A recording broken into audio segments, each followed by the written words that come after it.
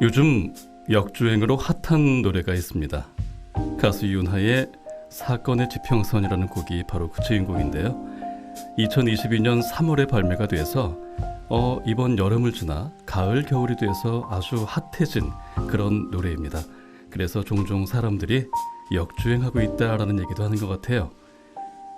근데 가사를 보면 담담히 이별을 말하고 있는 가사가 정말 예쁘게 다가옵니다. 그 좋은 가사들 중에서 제 귀에 참 재미있게 들린 가사가 있습니다. 노래 후반에 나오는데 익숙함에 진심을 속이지 말자. 바로 이 가사예요. 우리는 보통 익숙함에 소중함을 잊지 말자라는 말로 자주 사용을 하곤 합니다만 함께 있는 사람의 소중함을 잊지 말고 다시 한번 잘해보자 라는 뜻의 가사인데 이별 또한 소중하니까 진심을 속이며 우리가 해야 할 이별을 속이지 말자라는 뜻으로 재탄생되었습니다. 참 그래서 이별을 말하고는 있지만 그조차 운명을 받아들이는 듯하게 느껴지기도 하네요. 이쯤에서 좋아하는 시구절 하나가 또 떠오릅니다. 가야 할 때가 언제인지를 분명히 알고 있는 이의 뒷모습은 얼마나 아름다운가. 바로 이형기님의 낙화라는 시에 나오는 첫 구절인데요. 참 생각할 것들이 많아지게 만드는 그런 시구절입니다. 사랑도 이별도 더불어서 덕질도 그리고 쉼까지 모두 다 그 행동을 하는 아름다운 순간들이 있는 거겠죠. 지금은 백득밤을 플레이하고 휴식을 취하면서 행복할 때입니다, 여러분. 그럼 백승철의 목소리 듣기 좋은 밤, 오늘은 장르소설 작가이신 오키프 A 작가님과 함께 시작합니다.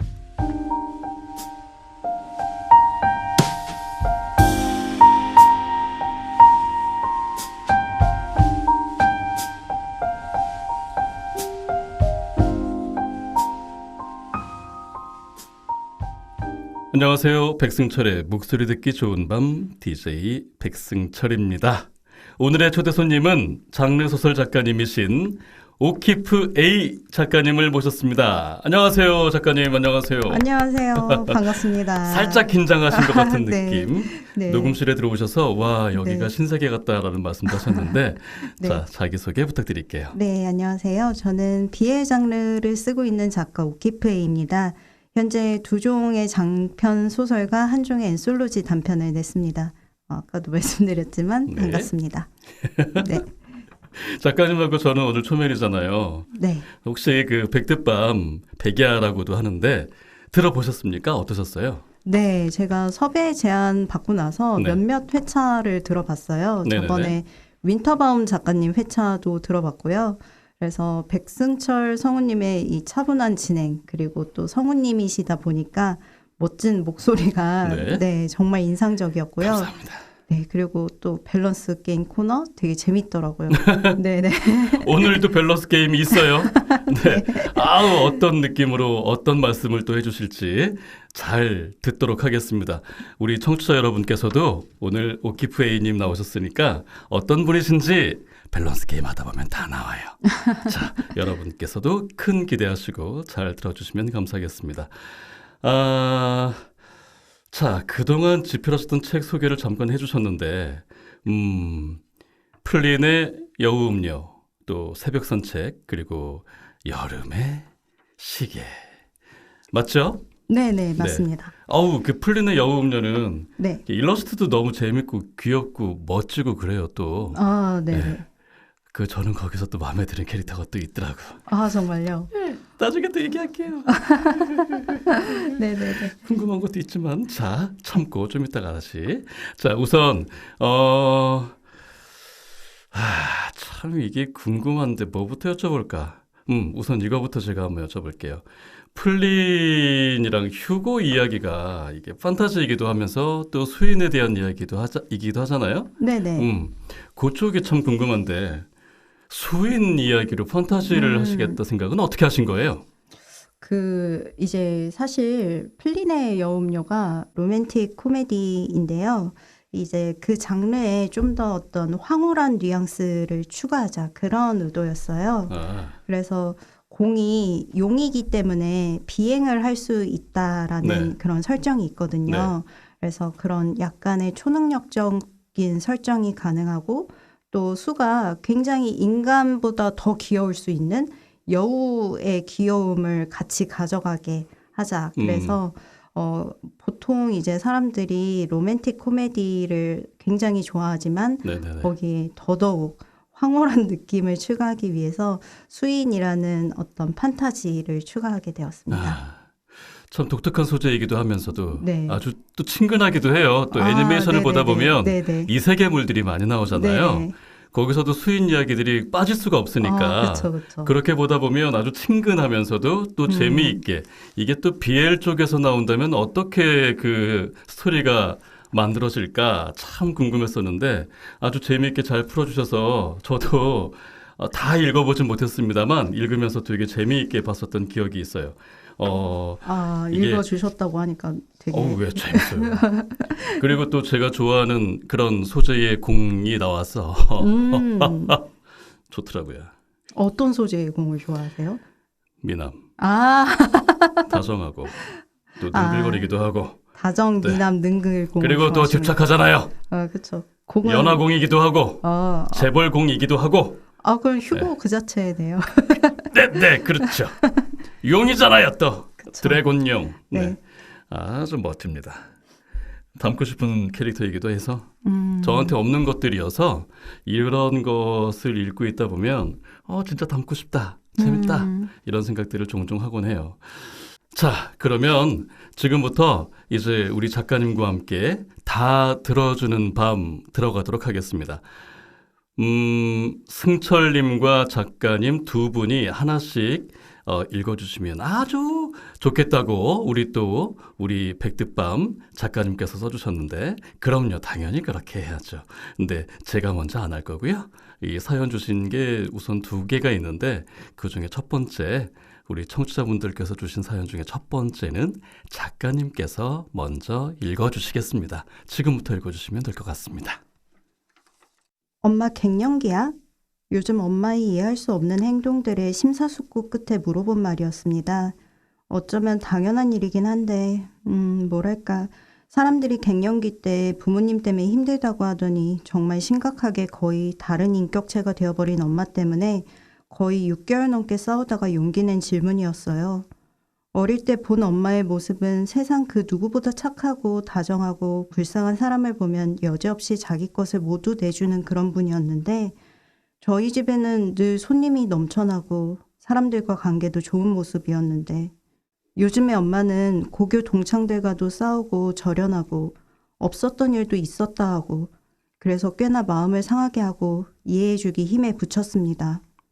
아버지는 어머니에게 치매라도 온 게 아니냐며 막말을 할 정도였어요. 그런 소리 하지 말라고 동생이 다그쳤지만 이상해진 엄마 때문에 그 말조차 설마 하고 걱정될 정도였습니다.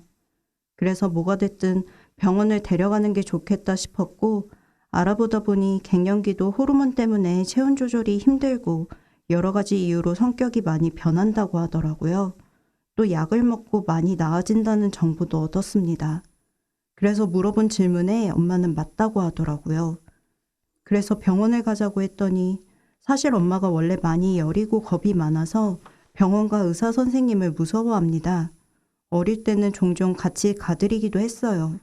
아니나 다를까 또 병원에 가기 싫다고 완강하게 거부하더라고요. 에휴, 약 먹으면 훨씬 편하고 몸에도 더 좋으니까 가자고 설득하는 중입니다. 어떻게 해야 잘 병원을 모시고 가서 검사도 하고 약도 드실 수 있을까요? 네, 사연 정말 잘 읽어주시네요. 감사합니다. 발음도 되게 좋으시고요. 진짜요? 템포도 되게 좋으시고요. 네. 혹시 읽기 같은 거 많이 하세요? 읽기 같은 거를 많이 하진 않는데 그냥 작가들끼리 네. BL 낭독 이런 모임 있으세요? 모임까지는 아니고 놀이를 합니다. 보통 이제 능욕용으로 당신이 쓴 대사를 내가 읽어보겠다. 그런 거 해보시는구나, 네. 같이. 근데 제가 이제 보통 이제 강압적인 고음 역할을 맡아가지고. 잘하실 것 같아요. 네. 근데 이제 목소리가 조금 여자치고 낮은 편이기 때문에 네, 그렇게 하는 편이죠. 그러니까 소리에 힘도 있으시고 카리스마도 살짝 이렇게 잘 진짜요? 보이시고 아 그러시구나. 승철님께서 그런 칭찬을 해주시니까 되게. 저는 빈말 못하거든요. 진짜요? 진짜로 빈말 못해요. 음. 네. 너무 싫어하거든요. 빈말하는 거. 근데 듣다 보니까 놀랐어요. 감사합니다. 자, 그런데 읽어주신 사연을 보니까 어떻게 해야 돼요, 작가님? 우선 진짜 정말 너무 상황이 안타까워요. 네. 저희 어머니도 이제 갱년기셨었거든요. 네네, 근데 저희 어머니도 확실히 그러셨어요. 병원에 가셔야 돼요. 약을 드셔야 되거든요. 근데 이렇게 병원을 가기 싫어하시니까. 근데 병원에 가서 딱히 아픈 치료를 하거나 뭐 돈이 많이 드는 네, 치료를 네. 하는 거나 그런 건 아니잖아요. 그렇기 때문에 어머니가 아마 병원을 싫어하시는 이유가 있으실 것 같거든요. 무섭잖아요, 병원. 그렇게 무서운가요? 저도 병원 무서워요. 진짜요? 저도 어릴 때부터 병원을 가본 적이 없었고 어. 병원에 가는 날은 진짜 왠지 죽으러 가는 것 같은 느낌도 들 정도로 병원에서 그렇게 아프게는 요새 안 하지 않나요? 그러겠죠? 네. 네. 그래서 제가 좀 이 사연을 미리 받고 생각해 본 바로는 이제 어머니가 너무 약해진 상태 같아요. 그래서 가족들이 좀 우리 엄마 건강 찾기 대책회의라고 그렇죠. 해서 좀 가족회의를 열어서 좀 엄마에게 엄마가 가도 편안할 병원 리스트를 내가 다 뽑아놨다. 엄마가 무서워하는 거, 강압적인 의사 선생님, 뭐 피하고. 무서운 치료, 뭐 그런 거 없다. 내가 다 알아봤다. 그런 식으로 따님 주도하에 아마 따님이 맞으시겠죠? 네, 그러시겠죠? 네. 아마 이 따님께서 어렸을 때부터 어른스러웠을 것 같아요. 그랬을 것 같아요. 읽다 보니까 종종 이제 같이 병원에 다녔다라는 얘기가 있어서 네. 그냥 듬직하고 믿음직한 이런 어른스러운 따님께서 계속 어머니들을 잘 지켜보고 계셨는데 요즘 그러시니까 힘드시긴 하겠지만 우리 작가님 말씀하신 대로 가족분들이 회의 한번 하시고 종합적으로 병원 치료 플러스 가족끼리 집에서도 같이 그렇죠. 케어를 잘 해드리는 것이 아주 좋겠다라는 생각은 듭니다. 그리고 이해해 주세요. 저도 병원을 좀 무서워하는 사람으로서 어머니의 심정이 이해가 돼요. 그러니까 먼저 이해하시려고 하는 것이 필요할 것 같습니다. 저도 이 사연 읽어보면서 저는 참 조성스럽게도 제가 30대 초반 때쯤 정신없을 때 어머니께서 아마 갱년기가 아니셨을까 싶어요.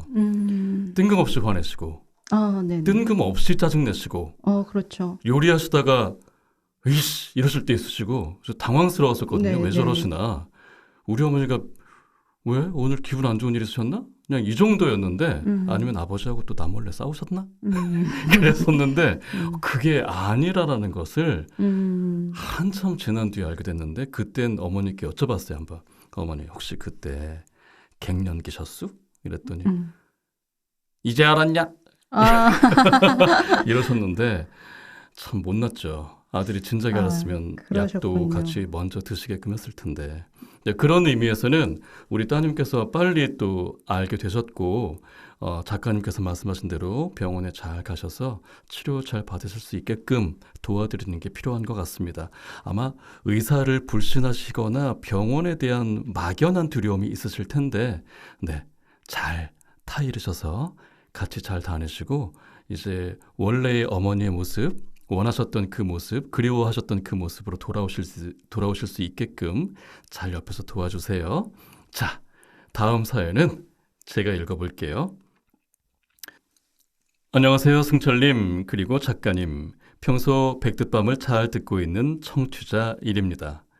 글솜씨가 없어서 매번 듣기만 하다가 오랜만에 사연을 쓰려니 조금 어색하네요. 또 어쩌면 조금 무거운 사연일 수 있어서 망설이기도 했지만 왜인지 승철님과 작가님에게는 좋은 조언을 받을 수 있을 것 같은 믿음이 있어서 용기 내어봅니다. 본론부터 말씀드리면 언젠가부터 아버지가 제 말에 자꾸 대답을 안 하시기 시작했어요. 예를 들어 저녁을 드셨냐라는 질문을 하면 들은 채도 안 하고요. 어쩔 땐 그냥 말하고 있는 저를 빤히 보기만 하다가 말없이 하시던 일을 다시 시작하시는 거예요. 처음엔 제 말을 못 들었나 싶어서 다시 한번 더 말해보거나 그냥 지금 이야기할 기분이 아닌가 보다 하고 넘겼는데요. 이런 일이 자꾸 쌓이니 저도 사람인지라 괜히 속상하기도 하고 혹시 저 때문에 요즘 뭐 화난 거라도 있으신가? 너무 신경 쓰이더라고요. 저랑 말도 하기 싫을 정도로 뭔가 쌓인 게 있기라도 한 건지 제가 또 눈치를 많이 보고 소심한 성격이거든요. 그런데 어느 날 아침 아버지가 거실에 나와 계시길래 물어볼 게 있어서 뭔가를 물어봤는데 말하고 있는 저를 또 그냥 빤히 보기만 하시다가 대답도 안 하시고 다시 휴대폰으로 시선을 돌리시는 거예요. 제 입장에선 완전히 무시당한 거죠. 이런 일이 한 달 이상 반복되다 보니 결국 그날은 저도 정말 기분이 상해서 방에 들어와서 혼자 씩씩거리다가 엄마한테 가서 아빠가 자꾸 내 말에 대답을 안 한다며 도대체 왜 저러냐고 짜증을 내버리고 말았습니다. 그리고 이어지는 엄마의 대답에 저는 정말 깜짝 놀라고 말았습니다. 네 아빠 지금 한쪽 귀가 거의 안 들려. 알고 보니 아버지한테 돌발성 난청이 왔는데 일이 바빠서 병원을 늦게 가는 바람에 치료할 시기를 놓쳐서 회복이 불가능한 상태라는 거예요. 그리고 원래 양쪽 귀 다 청력이 안 좋았었고 지금 이명도 심하다고요. 그것도 모르고 저는 그동안 아버지가 제 말을 무시했다고 혼자 서운해하고 화냈던 거였어요.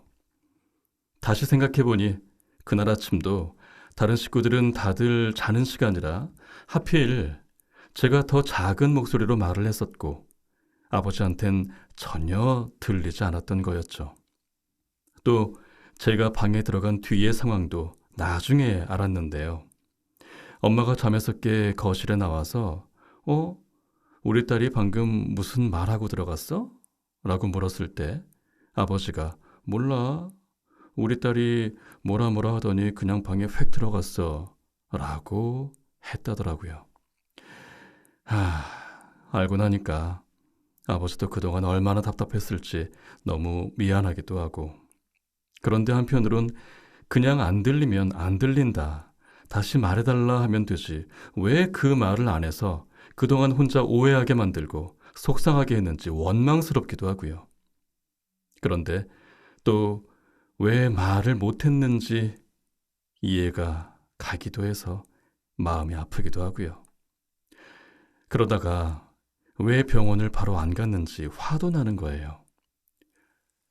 롤러코스터 같은 저의 복잡한 심경이 느껴지시나요? 그 후로 몇 주가 지났지만 아직 저에게 귀 상태에 대한 이야기는 따로 하지 않으셨고 저는 그냥 전보다 또박또박 말하고 못 들은 것 같으면 한 번씩 다시 말하며 지내고 있어요. 그런데 그냥 이대로 가도 괜찮은 건지 따로 불편한 게 없는지 신경 써야 할 건 없는지 제가 먼저 말을 꺼내 확인이라도 해야 하나 고민됩니다.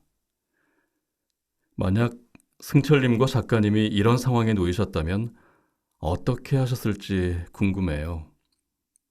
부모님이 나이가 드는 게 느껴지고 어디 편찮으실 때마다 정말 마음이 복잡하고 속상하네요. 에휴. 긴 사연 읽어주셔서 정말 감사합니다. 그리고 승철님, 작가님, 감기 조심하시고 항상 건강하시길 바랍니다. 하트. 네, 이렇게 사연을 주셨네요. 우선 작가님과 저의 건강도 염려해 주셔서 감사드립니다. 정말 감사드립니다. 네, 사연 보내주신 분의 마음이 이게 또 알 것 같죠? 네, 너무 복잡할 것 같아요. 원망스럽기도 하고 네. 마음이 아프기도 하고. 화도 날 거예요. 본인 네. 스스로에게. 진작에 알았으면 네, 그렇게 짜증을 그렇죠. 내거나 기분 나쁠 일이 없었을 텐데 그리고 먼저 어떻게 본인도 도와드릴 여지가 많았을 텐데 못 그랬던 것이 스스로에게 아마 화도 많이 나실 것 같은데 아유 참 어떻게 해야 할까요? 앞으로 작가님 보시기에는 어떻게 하셔야 된다고 생각하세요?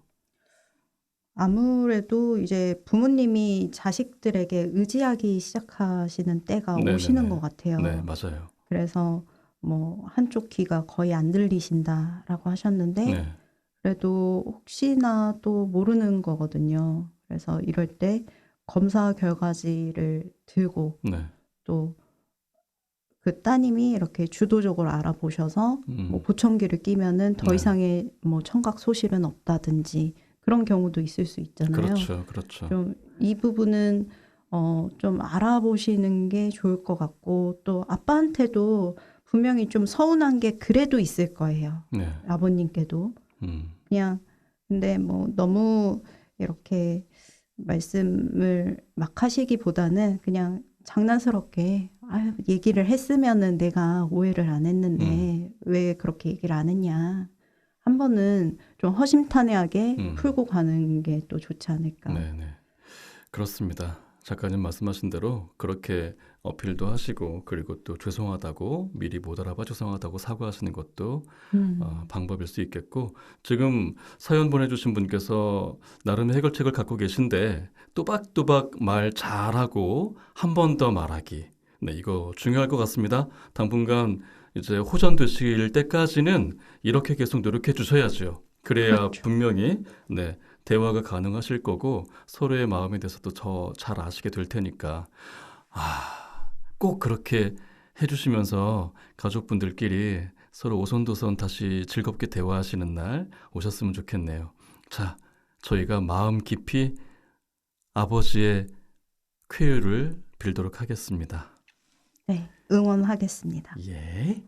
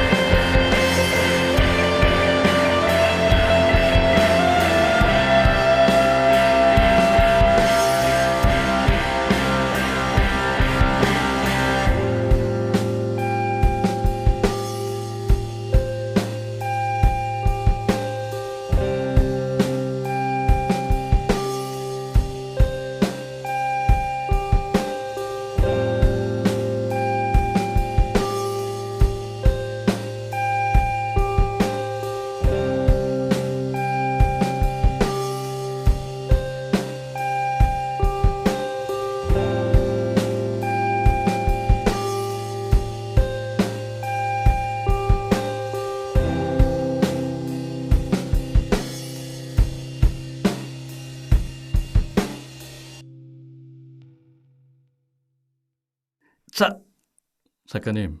네. 이제 작가님을 알아가는 시간을 가질까 해요. 네. 두려우신가요? 조금 두렵네요. 설레기도 하시나요? 네, 설레기도 합니다. 네. 아이고. 그 팬분들께서 질문을 보내주셨는데, 네. 자, 그러면 지금부터 이제 답을 작가님께 들어보는 시간을 갖도록 하겠습니다. 먼저 첫 번째, 백DJ님과 오키프 A 작가님은 오늘 처음 뵙는 걸로 아는데 서로 첫인상이 궁금합니다. 알려주세요. 네, 이런 질문이셨습니다. 우선 아까 입구에서 들어올 때 소리를 딱 들었거든요. 예, 네. 평소에 제가 들어왔던 우리 PD님과 작가님의 목소리가 아닌 또 다른 분의 소리가 들리는구나 이러면서 작가님이시겠다 생각을 했는데 딱 이제 소리를 들으니까 좀 전에 사연 읽으셨던 것처럼 소리가 참 단단하시고 옹골차신데 이분 아주 패기 있으시고 시원시원한 성격일 수 있겠다. 그리고 과감하실 수 있겠다라는 생각을 제일 먼저 하게 됐었어요. 그러신가요? 그런 부분도 있고 네. 또 아닌 부분도 있고 또 여린 부분도 있는 것 같아요. 그러시겠죠. 네. 작가님 안에는 여러 가지가 있을 거예요. 분명히. 왜냐하면 작가님이시니까. 작가님에 대한 환상이 저는 네. 있거든요. 그러신가요? 안에 가진 것이 워낙에 많으니 네. 그걸 어떻게 할 수가 없어서 글로 표현할 수 있다. 상상력이 워낙에 풍부하시니 이걸 어떻게 할 수 없어서 역시 작품으로 만들어내시는 것 같다. 라는 생각이 있는데 써주신 작품들을 보면 이렇게 여실히 느껴진단 말이죠. 풍부한 감사합니다. 상상력의 세계와. 그런데 네. 작가를 해야지라는 생각은 언제부터 하신 거예요? 저는 이제 작가를 해야지라는 생각을 네. 원래 해본 적이 없는 사람이에요. 저도 이제 작가라는 인간의 종족이 좀 다른 종족이 아닐까라는 네. 생각을 했을 정도로 네. 되게 대단하다. 내가 범접할 수 없는 사람이다라고 생각을 했어요. 네. 그랬는데 이게 창작 욕구라는 게 모든 사람이 가지고 있는 욕구는 아닌 것 같거든요. 그렇죠. 네. 근데 어떤 사람에게 틈이 발생했을 때 그 틈으로 창작 욕구라는 게 이렇게 들어갈 수가 있는 것 같아요. 어떤 팀이 계셨길래? 저 같은 경우는 제가 정말로 너무나 하고 싶었고 네. 너무나 이루고 싶었고 정말 열심히 준비했던 게 잘 안 되었을 때 그때 이제 약간 반대되는 에너지가 이렇게 나오는 것 같았는데요. 그 전까지는 제가 계속 수용하는 것 같았어요. 계속 공부하고 계속 그거를 소화하고 평가받고 그랬다가 그런 것들이 좌절이 되니까 이제는 나는 다른 사람의 이야기는 충분히 들은 것 같고 내 이야기를 하고 싶다라는 갑자기 그런 창작 욕구 어떤 발산적 에너지가 생기더라고요. 이게 좀 추상적인 얘기긴 한데 저로서는 저한테도 되게 이게 신비한 사건이었어요. 제가 그랬겠네요. 소설을 쓴다라는 게. 갑자기 소설이 쓰고 싶어졌고 그 이전에는 어떤 비슷한 욕구조차도 없었기 때문에 그래서 한번 소설을 써볼까라는 생각으로 바로 소설을 한번 써봤죠. 그게 습작이에요? 아니면 그게 제가 알고 있는 작품 중에 하나가 되는 거예요? 그게 새벽 산책이에요. 네, 첫 작이에요. 천재예요? 근데 그 전에는 이제 그 틈이 생긴 그 틈으로 그 창작 욕구가 새어 들어갈 수 있었던 잠재성이 있었던 거는 제가 그 전에 BL 작품들을 보면서 약간 내가 완전하게 원하는 소설은 없다. 그런 은은한 불만족. 네. 그런 게 있었기 때문에 그게 생긴 것 같거든요. 내가 정말로 보고 싶은 어떤 관계성. 이런 거에 대한 어떤 불만족이 있었던 거죠. 은은한 불만족. 있을 수 있죠. 네. 네. 난 이런 게 보고 싶은데 왜 그런 거 이게 안 써주지? 없네. 왜 없지? 이건 없네. 이거 비슷한 건 있는데. 이건 좋은데 이게 조금 근지러운데 요거 딱 있으면 그거예요. 좋은데. 네. 여기서 조금만 더 나가면 내가 원하는 바로 그건데 네. 딱 그것만 없네. 그런 생각이었어요. 그래서 그런 은은한 불만족이 있던 차에 제가 열심히 준비했던 게 잘 안 되고 이러니까 어떤 이 답답했던 게 좀 그렇게 발산적인 창작 욕구로 나왔던 것 같아요. 갑자기 떠올랐는데요. 그러면 이랬으면 좋겠는데 왜 그게 없지라고 했던 것 중에 하나 중에 네, 혹시 그 휴고 K가 네. 키가 201cm인 것도 사실은 왜 다들 키가 180, 190밖에 없지? 201cm는 왜 없지? 이래서 그렇게 하신 거예요? 아니면 그거는 무슨 아니에요. 다른 숨은 뜻이 있는 거였어요? 그 휴고가 201cm인 이유는요. 네. 요새 2m 공이라는 키워드가 생겼어요. 그래서 네. 2m 공이라는 수식어에 네. 이제 걸맞게 해주기 위해서 근데 2m 정도 되면 꽤 크잖아요. 엄청 크죠. 네. 그래서 203cm만 돼도 너무 크고 또 200cm면은 너무 2m 공에 그 딱 들어맞고 딱이고. 해서 201. 202도 아니고 네. 201. 네. 그러신 거구나. 201cm로 해야 되겠다라는 생각은 한 번 딱 하고 딱 그냥 그렇게 가신 거예요? 아니면 그것도 한 며칠 고민하신 거예요? 그거는 그렇게 했어요. 왜냐면 휴고가 이제 용이잖아요. 네.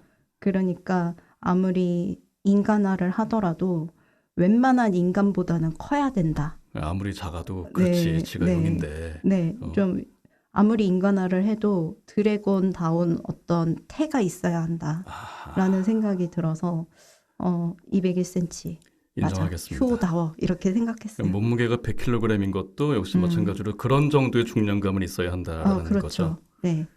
너무 또 호리호리 너무 날씬하면은 또 안 되죠. 100kg면 날씬한 걸걸요? 2m 공에?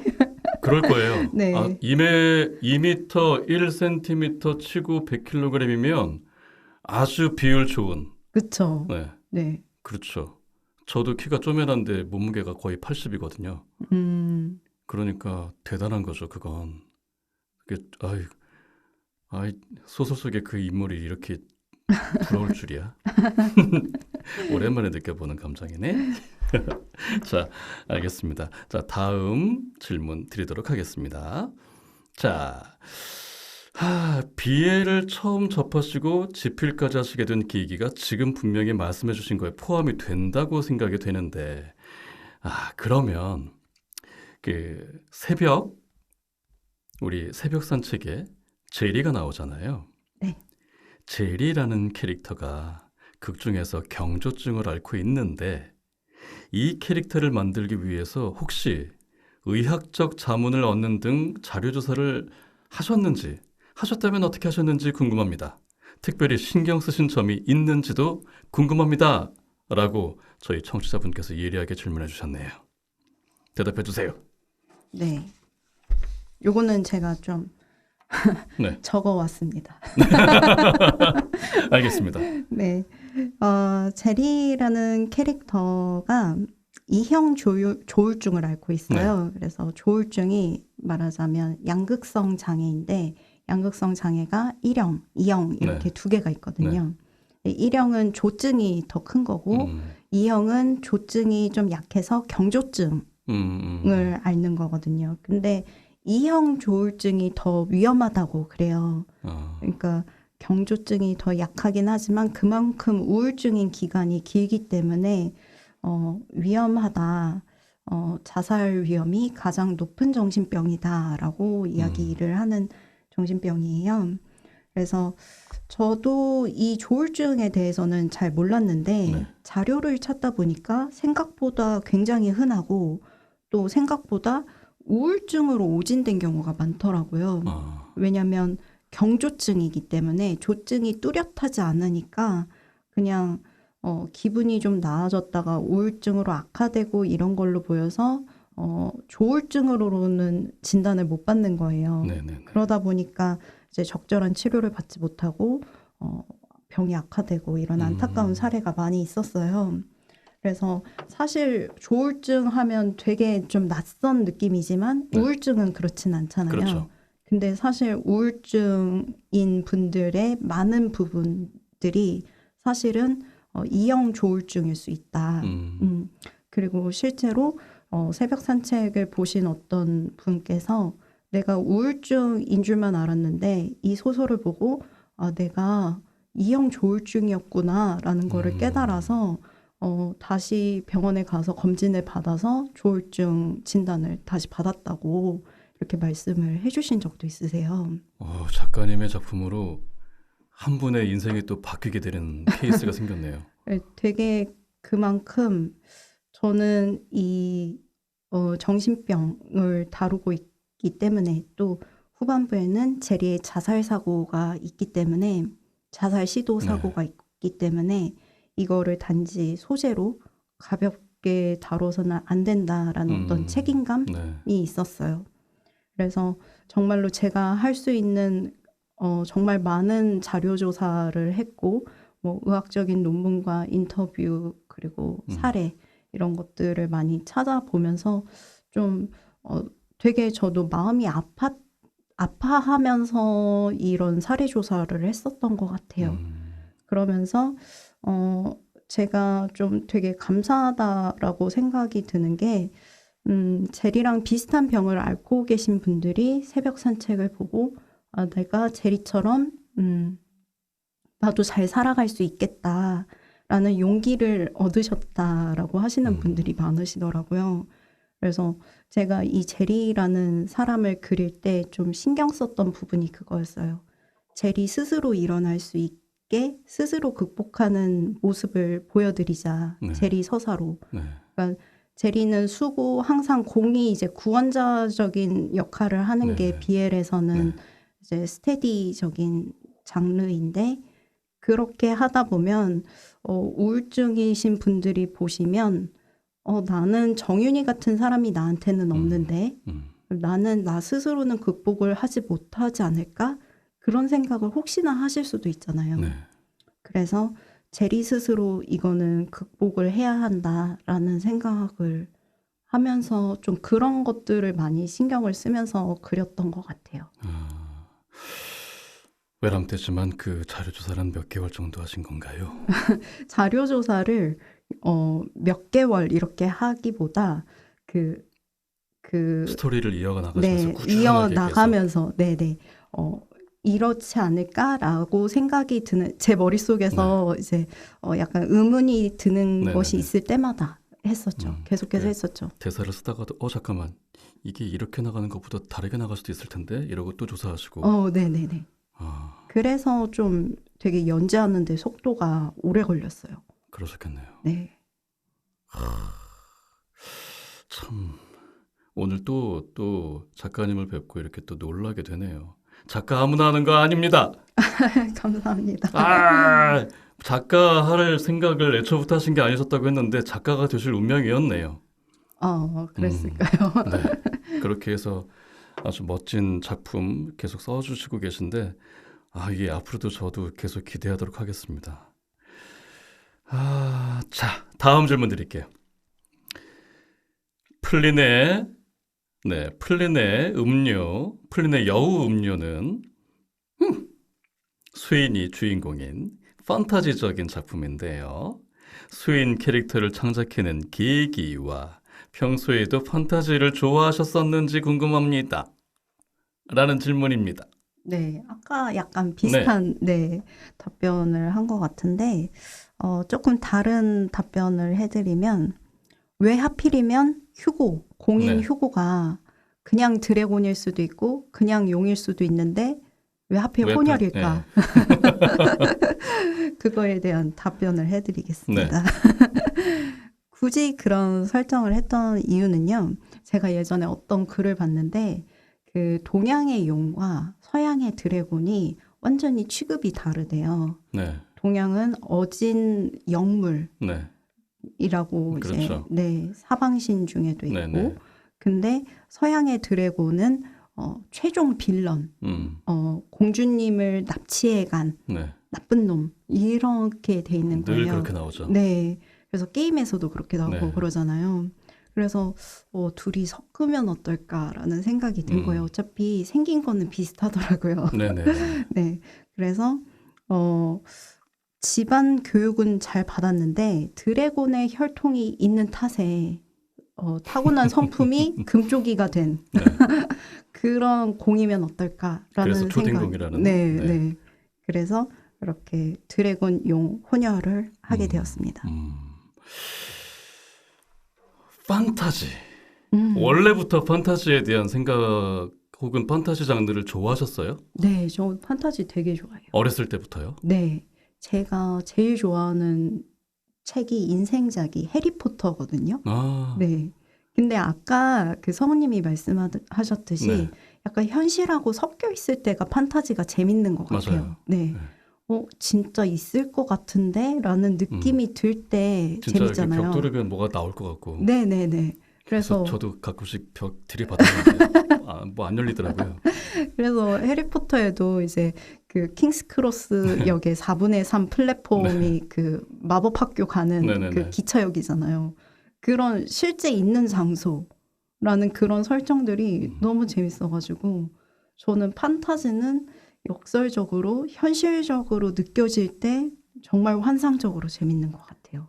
판타지는 현실적이어야 판타지다. 그렇죠. 아유, 또 오늘 명언 하나. 명언화 해주시는 것 같아요. 아, 멋집니다. 아, 자, 다음 질문 또 드려볼게요. 앞으로 그러면 지금 멋진 작품들을 쓰고 계셨고 또 얼마 전에 또 외전도 끝나셨잖아요. 네. 앞으로는 어떤 작품, 어떤 소재에 도전하고 싶으신가요? 저는 지금 계획하고 있는 게 스포츠물을 계획하고 있어요. 그래서 살짝 힌트가 된다면 어떤 스포츠 장르일까요? 그런데 어떤 스포츠인지 아직 안 정했어요. 아하, 근데 왜냐면 저는 워낙에 이 예체능계를 좋아해요. 네, 네, 그 예체능 계열만의 그 순수함이 있어요. 있어요. 그쵸? 네. 왜 우리가 인생을 살면서 내가 공부는 어느 정도 하고 결혼은 언제쯤 하고 집은 언제 사고 회사는 이거 아니면 여기 네, 지원해봤다가 네. 안 되면 여기 들어가고 막 이런 1안, 2안 이런 게 있잖아요. 네. 그러니까 여러 가지 안배들을 하는데 어떤 예체능 계열들은 정말 머릿속에 그거 하나밖에 없는 사람들 같아요. 네. 미술이면 미술, 축구면 축구, 그거 딱 하나. 불나방이죠, 다들. 네, 불나방처럼 정말 나의 어떤 젊음을 불살라서 극한의 경지를 네. 내가 추구한다. 뭐 이것도 제가 뭐 모르는 사람 입장에서의 그 속없는 그냥 바깥에서 바라보는 입장에서의 평일 수는 있지만 아니 근데 본질적으로 말씀하시는 게 맞아요. 음, 음, 그게 너무 멋진 거예요. 제가 살 수 없는 삶이기도 하고 왜냐면 그런 분들은 또 굉장히 어릴 때부터 그런 삶을 살잖아요. 묘하게요. 예. 그렇죠. 그래서 그런 불나방 같은 삶을 사는 수, 음, 네. 음. 이번에는 수예요. 수가 운동선수인 걸로 해서 제목도 유스입니다. 벌써 제목이 나왔어요? 네, 제목. 근데 어떤 스포츠인지는 뉴스. 나오지는 않았지만. NWS 뉴스. 네, 유스. 아, 수가 주인공이고. 오. NEWS가 아니고 YOUTH. 아, 유스. 네. 그 유스요? 네, 유스 스포츠 할 때 유스. 아, 그렇군요. 스포츠 종목은 아직 결정이 안 됐습니다만 제목은 뉴스로 네. 결정이 됐다 하시고 어렸을 때부터 그렇게 훈련받고 트레이닝 받으면서 이 길이 내 길이야. 불나방처럼 덤벼드는 그리고 결국에는 이뤄나가기까지 과정이 분명히 지난할 테고 그 와중에 또 천재적인 사람들이 또 있으면 또 뭔가 자괴심도 느껴지는 마분 있을 그렇죠. 거고 열등감을 예. 느끼면서도 근데 또 해야 그걸 되고 어쩔 수 없죠. 예, 내 길이니까 그렇죠. 그러면서 그걸 극복해내는 사람이 있고 못 해내는 사람이 또 있을 테고 그런 모든 거를 다 극복해내는 그런 멘탈도 너무 멋지고. 네. 네. 저는 어렸을 때 육상을 했었거든요. 정말요? 초등학교 때. 그리고 육상 선수 하면서 주 종목이 200m였는데 네. 이게 참 묘해요. 100m는 단거리잖아요. 네네네. 100m는 보통 지금 올림픽 선수들 기준으로 보면 10초 안에 게임이 끝난단 말이에요. 네. 10초를 뛰려고 4년을 준비하고 그렇죠. 어떻게 보면 10초를 뛰려고 평생 준비한단 말이죠. 그렇죠. 근데 100m는 그래서 좀 빨리 끝나니까 그 안에 모든 에너지를 쏟아부어야 되는 상황인 거고 종목의 특성상 또 200m는 단거리인데 단거리가 아닌 단거리예요. 그렇구나. 빨리 네네. 뛰어야 되는데 빨리만 뛰었다가는 100m 정도 지나가면 이제 힘이 딸려서 못 뛰어요. 페이스 조절을 네. 해야 되는군요. 그렇다고 또 400m나 뭐 마라톤 같이 네. 계산하면서 이렇게 가가지고 어떻게 가면 된다 또 이런 게 또 있는 거 아니어서 약간 천부적인 감이 또 필요해요. 애매해요. 어, 단거리인데 장거리고 장거리인데 장거리라고 말하면 또 장거리 선수들이 200이 무슨 장거리야. 콧방귀 뀌고 웃는단 말이죠. 그런 종목이 200m란 말이에요 또. 근데 저는 200m를 뛰었는데 철없을 때 그냥 재능이 있다고 너 해? 이래서 뛰었단 말이에요. 네. 뭣도 모르고 뛰어서 오히려 운동을 안 하게 된 뒤에 그때 200m를 제대로 철이 있게 뛰었으면 얼마나 좋았을까라는 생각을 종종 지금도 해요. 아, 근데 그때는 정말 아무것도 모르고 그냥 뛰었단 말이에요. 이제 시키는 대로 예. 막 하시니까. 야, 너 재능 있어? 너 키도 커? 그때는 지금 키가 그때 키거든요. 네네. 지금 키가 그때 키니까 5학년 때는 얼마나 괜찮아 보였겠어요. 그쵸, 그쵸. 되게 한번 해볼 만할 것 같다. 네. 근데 아니었죠. 그리고 또 한편으로는 다들 타 학교 애들은 스파이크라고 네. 운동화 되게 전문적인 육상 운동화를 신고 뛰는데 네. 저희 학교는 그게 없었어요. 어, 다 런닝화 그냥 신고 뛰었단 네. 말이에요. 뛸 때마다 달라요 또. 아, 그런 장비의 네. 효과가 또 있었군요. 운동은 장비빨이랍니다. 아, 예, 그렇군요. 그걸 또 이제 그때 알게 됐죠. 어, 예, 상당히 많은 운동 선수들이 장비에 목숨 걸어요. 그래서. 그렇구나. 네. 근데 성우님은 되게 좀 어렸을 때는 운동선수의 길을 걸을 뻔 하시다가 그랬죠. 테니스도 할 뻔했다가 제가 안 하겠다고 안 했고 운동신경이 되게 좋으신가 어렸을 봐요. 땐요. 음. 저기 육상하다가 테니스 할래? 중학교 올라갈 때 아니요. 그럼 너 있잖아. 일로 와봐. 갔더니 레슬링 할래? 레슬링이요? 아니요. 여기저기서 다 탐을 내셨네요. 그때는 너 씨름 할래? 아니요. 그랬더니 마지막으로 한 번은 중학교 딱 올라갔더니 체육 선생님이 태권도 선수 출신이신데 네. 와보라고. 갔더니 야 여기 지켜봐. 그 1시간 동안 그냥 멍하니 지켜봤어요. 네. 뭐하라. 테니스 훈련 태권도 훈련 받는 거 보고 자 하자. 괜찮지?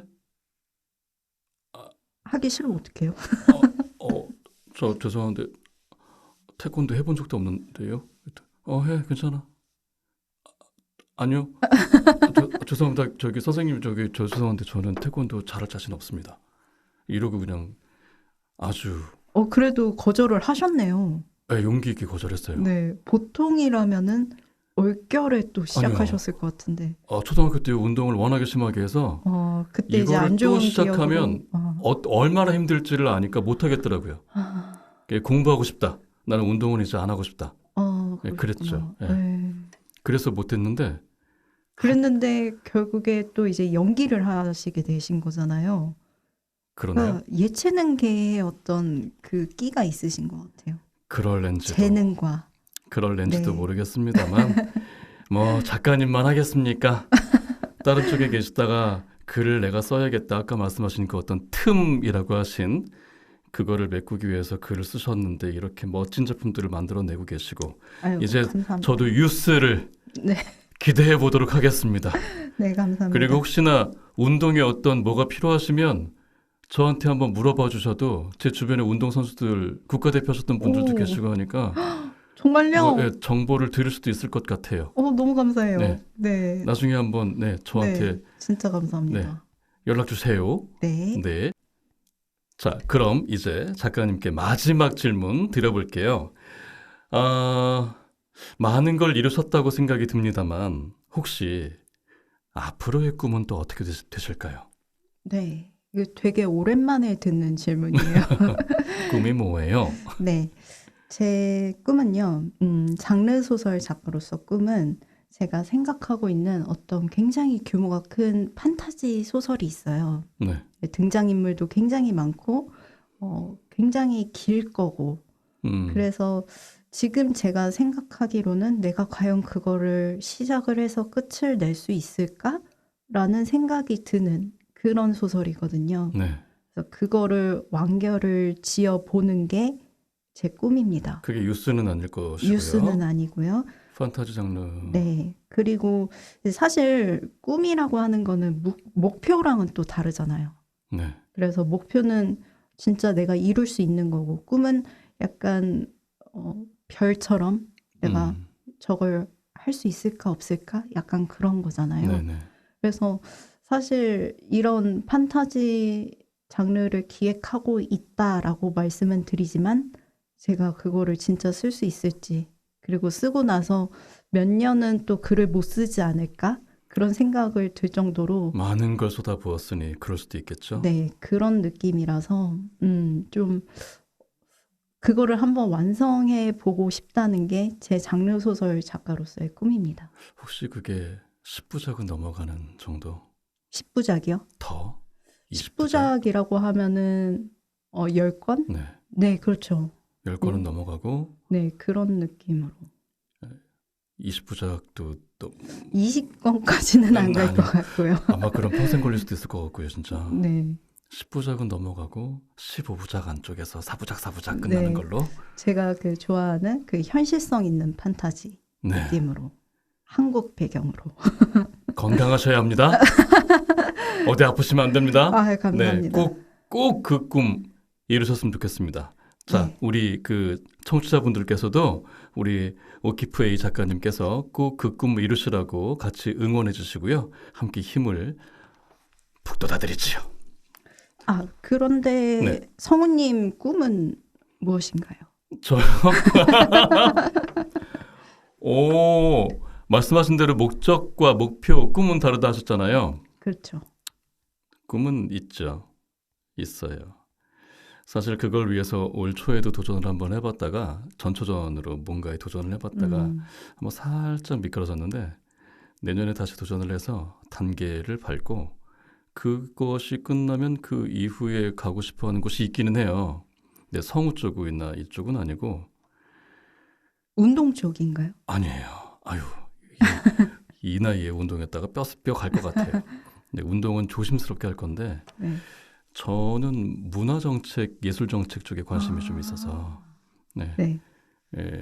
그쪽으로 좀 나가볼까 하는 생각이 있지요. 네. 깨끗한 세상, 밝은 세상. 그렇죠. 네. 그러면서 문화예술인들이 좀 잘 네. 어떻게 해나가실 수 있게끔 옆에서 좀 조력이 될 만한 어떤 정책을 만드는 사람 네.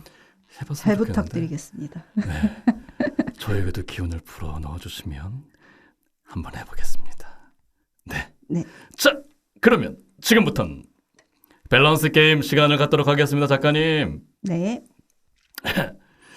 밸런스 게임 많이 해보셨죠? 많이 해볼 기회는 없는 것 같아요. 짜장면 짬뽕. 하나, 둘, 셋. 짜장면. 짬짜면 싫어하세요? 짬짜면도 좋죠. 짜장면 우동. 하나, 둘, 셋. 짜장면. 그럼 짬뽕 우동. 하나, 둘, 셋. 우동. 처음처럼 참이슬. 하나, 둘, 셋. 처음처럼. 확고하시군. 자, 그럼 진짜 본격적으로 밸런스 게임 들어가 보겠습니다. 먼저 첫 번째. 작품의 주인공이 된다면 정윤 아니면 휴고. 하나, 둘, 셋. 휴고. 저도 휴고. 이거 동시에 하는 거 아닌가요? 맞아요. 근데 먼저 듣고 싶었어요. 정윤이를 덜 살아가시나요?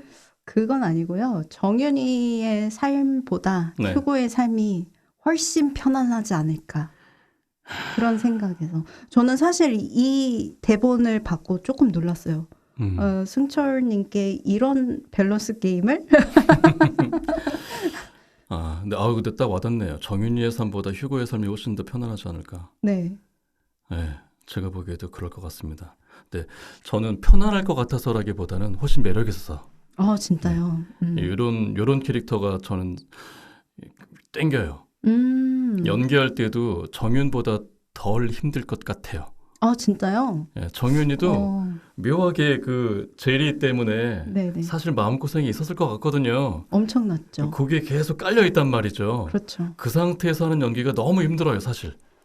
그렇구나. 그거를 계속 깔고 가면서 뭘 자꾸 이벤트를 만들고 이슈가 생기고 하는 것들이 되게 힘든데. 이런 대화 되게 재밌어요. 그래요?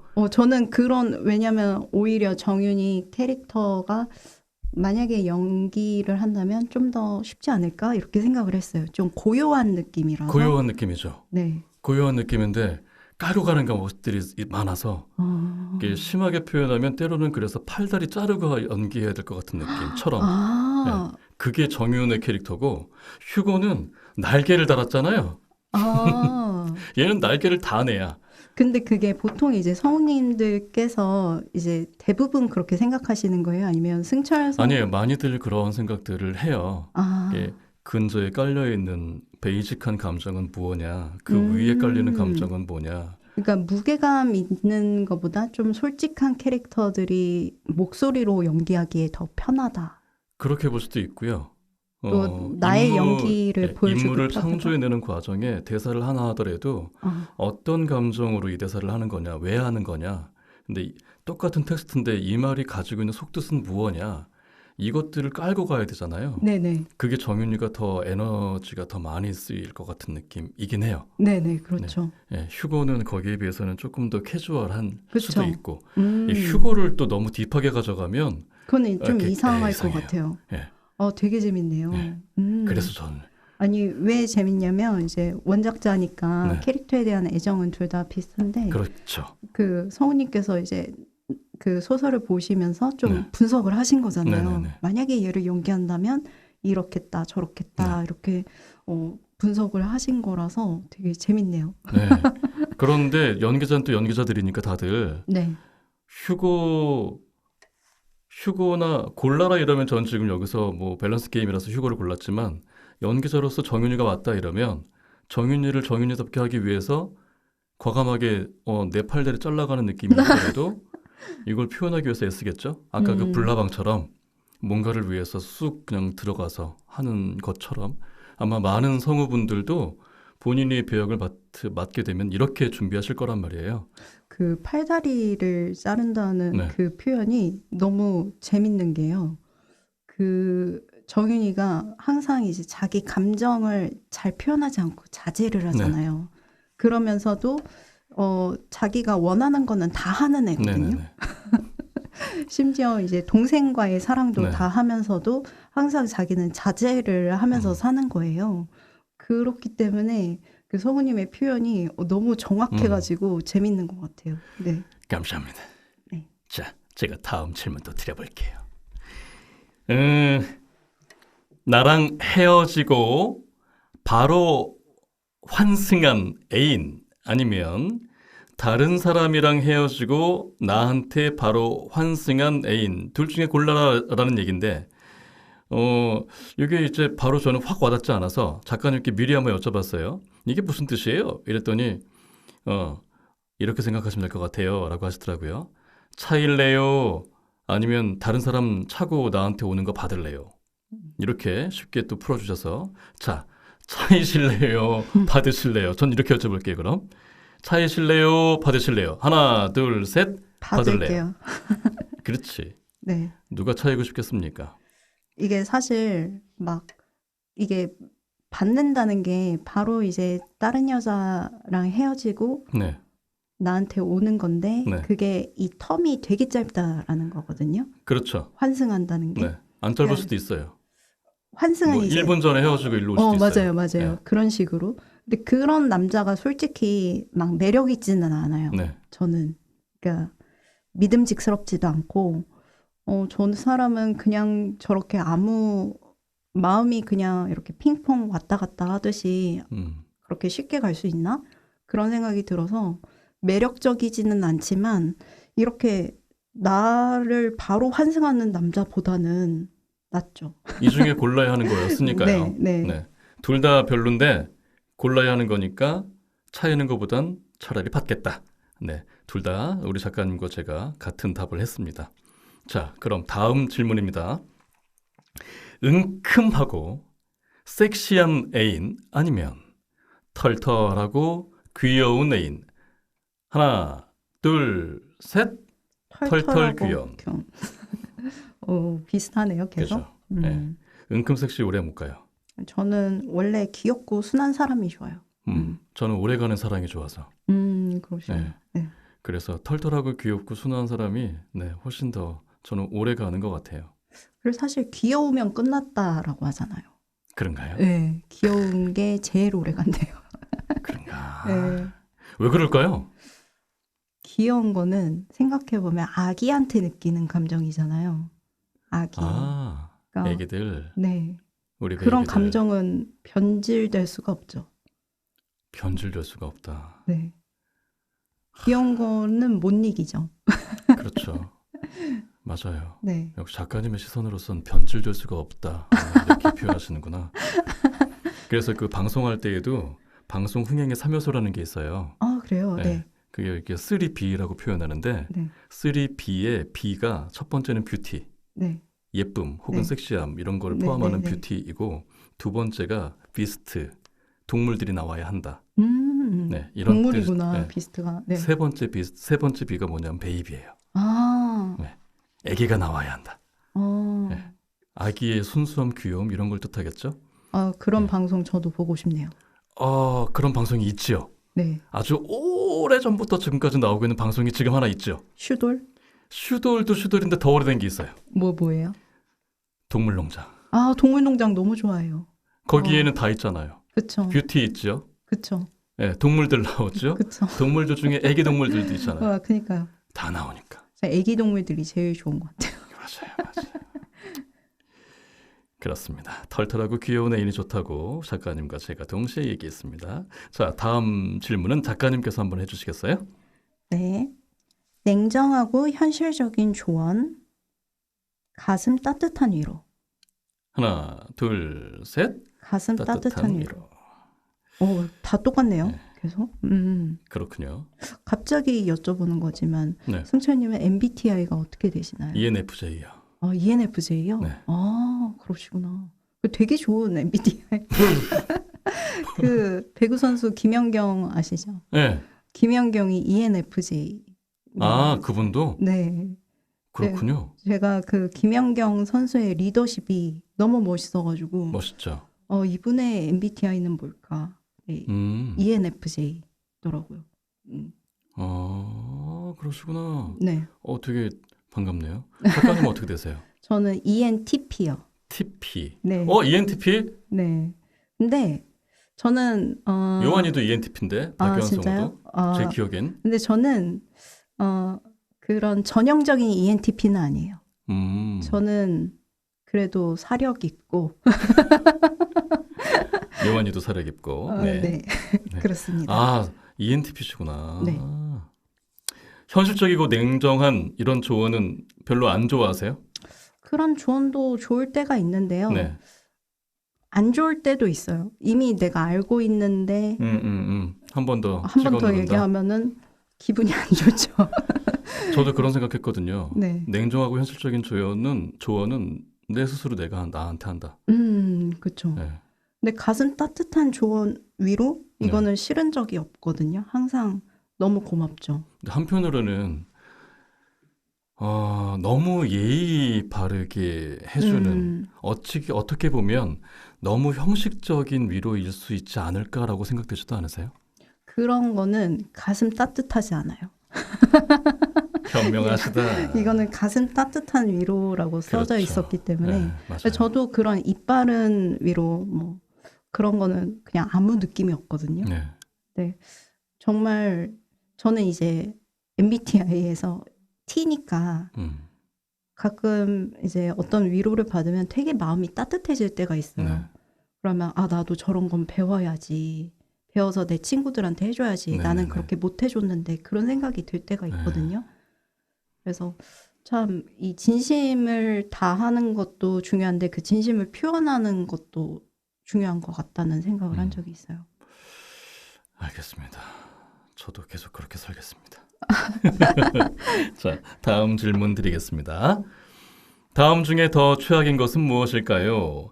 애인이 나랑 헤어지고 내 절친과 사귀는 것, 아니면 애인이 나랑 헤어지고 자신의 전 애인한테 돌아가는 것. 골라볼게요. 하나, 둘, 셋. 내 절친과 사귀는 것. 뭐 그렇죠. 네. 왜냐면 이건 절친까지 잃게 되잖아요. 맞아요. 둘 다 네. 잃게 되는 거니까. 그냥 친구도 아니고 절친. 그래서 이거는 좀 저는 비교가 안 되는 것 같아요. 맞습니다. 전 애인한테 가는 건 그럴 수 있어요. 그냥 네. 기분이 나쁘지만 그래. 그럴 수 있다. 뭐 어쩔게요. 잘 살아라. 근데 절친이랑 사귀어 버리면 야, 이 배신감 어떻게 할 거예요? 그렇죠. 그리고 네. 둘 다 못 볼 건데 그렇죠. 헤어지고 난다고 쳐. 나중에 두 사람도 저는- 헤어졌다고 쳐. 절친을 다시 내가 얼굴 볼 수 못 있겠나? 보죠. 네, 그렇죠. 못 보죠. 음. 그래서 이거는 너무 잔인한 얘기 같아요. 네. 그렇습니다. 자, 제가 한 가지 질문만 더 드려보겠습니다. 근데 이거 아까 이미 답을 들은 것 같아서 저는 꾸미러 가셨던 것 중에 이게 포함일 것 같은데 그래도 한 번 더 여쭤보겠습니다. 골라주세요. 로맨스 소설 아니면 판타지 소설. 하나, 둘, 셋. 로맨스 소설. 마지막으로 갈리네요. 취향? 어, 읽었을 때 취향인가요, 그거? 지금 로맨스를 쓰고 있기 때문에 네, 철저하게. 네. 네. 저희 작가적인 사명을 가지고 어떻게 하면 더 설레게 쓸까를 항상 생각하고 있기 때문에 로맨스 소설. 그러나 꿈은 판타지가 있다. 근데 그 판타지 안에 사실 로맨스가 또 섞여 있잖아요. 섞여 있죠. 음. 네. 근데 지금은 그 유스가 로맨스 소설이어서 네. 스포츠 로맨스. 그렇죠. 그렇죠. 네. 감사합니다. 네. 현재 쓰고 계신 로맨스 소설 플러스 앞으로 꼭 쓰셨으면 저도 간절히 바라는 그 판타지 소설 대하 드라마 네. 꼭 잘 써주셨으면 좋겠습니다. 이제 제가 잠깐 마무리하고요. 좀 이따가 끝에 저랑 같이 즐거운 밤 보내세요라고 인사를 같이 해주시면 영광으로 알겠습니다. 네. 네, 진솔하게 솔직하게 이런저런 많은 준비를 해오시면서 그동안 잘 대답해 주신 거 정말 정말 감사합니다. 아유, 감사합니다. 네, 좀 이따 또 뵙겠습니다.